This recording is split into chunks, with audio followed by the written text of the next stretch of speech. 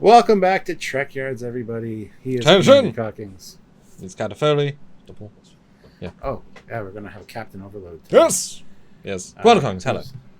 Hello. We are talking about Captain Liam Shaw, the captain of the Titan, which we see a little bit of in the trailer, the final trailer for Picard Season 3. So. And it's funny because they were hiding the name to a certain extent, and then Doug just posted it.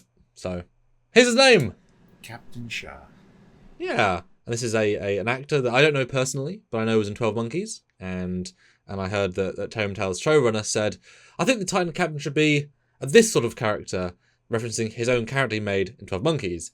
And he said, why don't we just get the actor? So they did. So that works. And he's a big Trekkie. He's very happy to be there. So yes, new captain. He has a singular scene. I mean, let's be honest, we've had a lot of new characters in the last 6 years, from Discovery, Stranger Worlds, etc. There's been a giant spectrum of how good they are from their first appearance or how well they're introduced. And as characters go, I think he's done a rather good introduction for, 7 seconds of screen time and 4 lines. Considering how hard that is, I really like him. And that is an achievement, I think. Yeah, I'm the same way. I really liked the sitting at eating dinner scene, and it's like, this isn't what you guys are used to. No explosions or blowing things up. Or I love that attitude. Like, this is going to be a boring ride for you guys. And then the rest of the trailer is just the exact opposite of that, which is fantastic. Funny juxtaposition. Although I have the feeling he doesn't last long. Either he gets injured or dies. Hopefully not dies, but he gets injured at least, because I think Riker takes command at some point. Well, they're always on the Titan, and we see shots of Captain Picard, or Picard in charge, Riker in charge. So clearly this man is not in the center seat the entire season. Maybe he's a baddie from the beginning, and he betrays them all. Ooh, ow. That is a awful. twist. I know. Maybe he could be leading that bad Starfleet contingent that we see in the... Yeah. No, I mean, it's interesting at least, especially if we're disposed to like him already. But he definitely has a captain vibe, and I believe that Terry said that he is a very by the book sort of guy. Picard was, not so much anymore. Riker never really was, and so how does it feel when you bring in these two legends, Picard and Riker, who are sort of have the name and swagger to kind of just make decisions and not have to justify them. But if this captain is by the book, he might say, I'm going to not do that, thanks, just respectfully, I'm not using full impulse. Like at a space dock, quarter impulse, Lieutenant. It should be a fifth impulse. He'd be like, no, I'm just going to stay at the normal speed. Cool, thanks. That's all good. Yeah. This is the new Captain Jellicoe. Well, rub us they have made the wrong way. Someone actually did say that, yeah. Because, Jellicoe is a great, you've said this a billion times. He's aggressive as all hell, but as it is at the end, it's because you haven't got to know him yet. But the fact is he's one of the most talented captains in Starfleet, just takes no shit. He's just very by the book, he's very structured. We just use some less structured captains, and he softens up quite quickly. Yeah. So, I think this guy's more likable than Jellicoe, though. Yes, I think so. It's hard to tell at this point, but we're hoping so anyway. Well, Jellicoe didn't crack jokes. That's true. That's true. Yeah. But it's an odd dynamic though, because Seven of Nine obviously is now second in command. If she's been on the ship for a year or two, if the 3-year time jump is correct, then we might have some legacy together.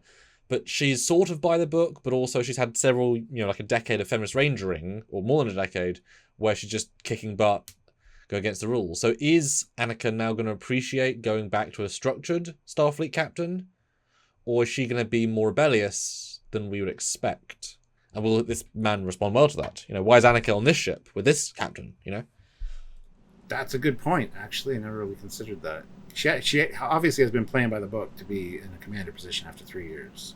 It'd be interesting to see that dynamic for sure. But now we do have a picture here of Captain Shaw is actually in this picture at the bottom. Yeah, you can tell that he's still in captaining in these two situations in the plot. And we've talked about this other ship and the damage to the engine in another video, so check that out. But this is probably in the first 2 episodes, I would hope. Kind of hard to say, but I think something happens to him that gets him knocked out of the picture pretty quickly.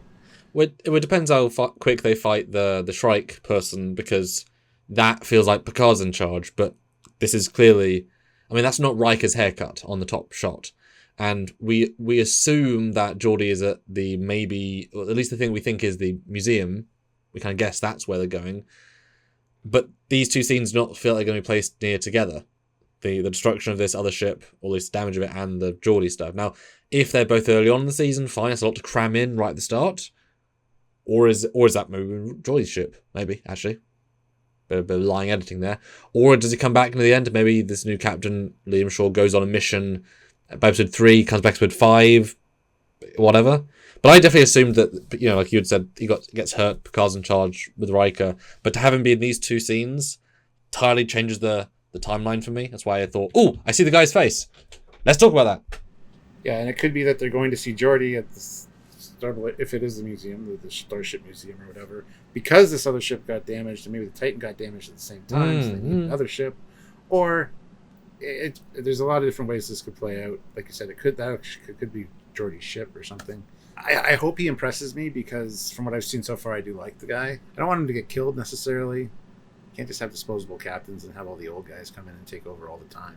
But yeah, I just thought interesting mix here, because now the next shot we have Riker, who clearly center seat taking over.